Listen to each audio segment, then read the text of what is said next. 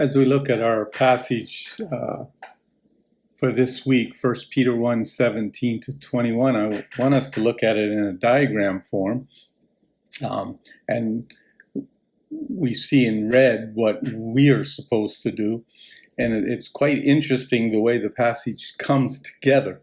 So we could say our theme, built on all the glorious, wonderful things that God has given to us up through chapter 1, verse 1 to 16. Then it says, conduct yourselves in reverent fear during your stay as foreigners. In other words, we don't belong in this world. We belong to Christ and in his kingdom. But the command is to conduct ourselves with reverent fear. And when we think of reverential fear, it's a fear of that includes respect and love. We love and we respect God because of his awesomeness and who he is, and yet there is a fear because he is God. I think the best example is when we were small children and we loved our parents, and but yet we still had a fear for them. We knew they would protect us, but there was a fear. And so we see that in a greater extent with God. And a reminder that we do not belong to this world. Okay? So we're to conduct ourselves because of this. If you're to conduct yourselves this way, if you've called on the Father, Jesus Christ, God the Father, who judges each one's work impartially. If you've done that, so if you've called on God, then conduct yourselves. It's a question. Have you called? And the answer is yes, I have. So that is our first idea. We're to conduct ourselves in a certain way, okay? Conduct ourselves with reverent fear and as those who do not belong to this world, because we have called on God the Father, right? Then we're to conduct ourselves for or because we were redeemed. Okay, we were redeemed. So this would be our second point. We were redeemed. Redeemed from the old way of life that we inherited from our forefathers. We were redeemed not with perishable things. And isn't it interesting? The perishable things he gives are the most expensive things on this earth, silver and gold.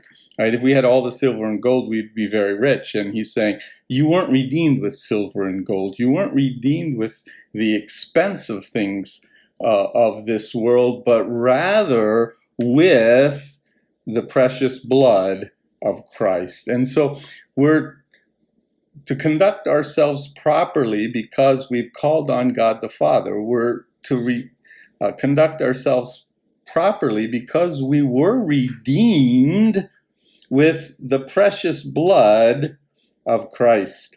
Okay, we were redeemed with the precious blood of Christ. And in a moment we'll see our third point of why we conduct ourselves. But then we, as Paul often does, he mentions something and he moves a little bit to that theme before he comes back. And so here we're having our second point, who Christ is. Christ is the Lamb that was foreshadowed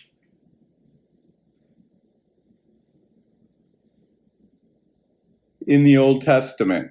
Okay, he is the Lamb that was foreshadowed in the Old Testament, without blemish or without spot. Christ had no sin. Okay, so we see how we are to conduct ourselves. We see who the Redeemer is. He is Christ, which was foreshadowed in the Old Testament, without spot or blemish, without sin. And not only do we have that seen, but Christ, he was known before the foundation of the world, John 1:1, right? But was revealed in these last times for our sake, the incarnation. Okay, so we see Christ being represented in the Old Testament as the sacrificial lamb. B, he was before the foundation, but he's been revealed in these last times for our sake. Right? Then we jump back to conduct yourselves. Why? Because you've called on the Father. Why? Because you were redeemed by Christ. And thirdly, okay, this is the C, but this C goes up to Roman numeral 1. Conduct yourselves because you believe in God.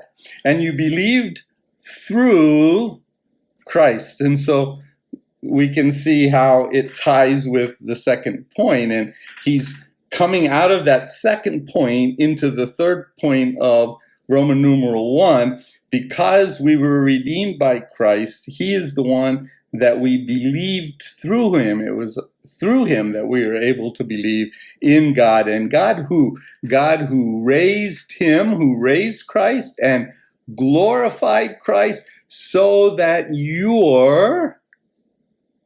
our belief, right? Our belief, so that your faith and hope are in God.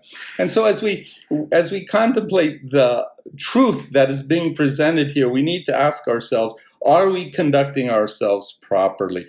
Do we have that reverential fear, and are we living as foreigners in this life because we called on God the Father, because we've been redeemed, because we truly believe in the God who raised Jesus from the dead and glorified him? And if that is true, then we need to walk in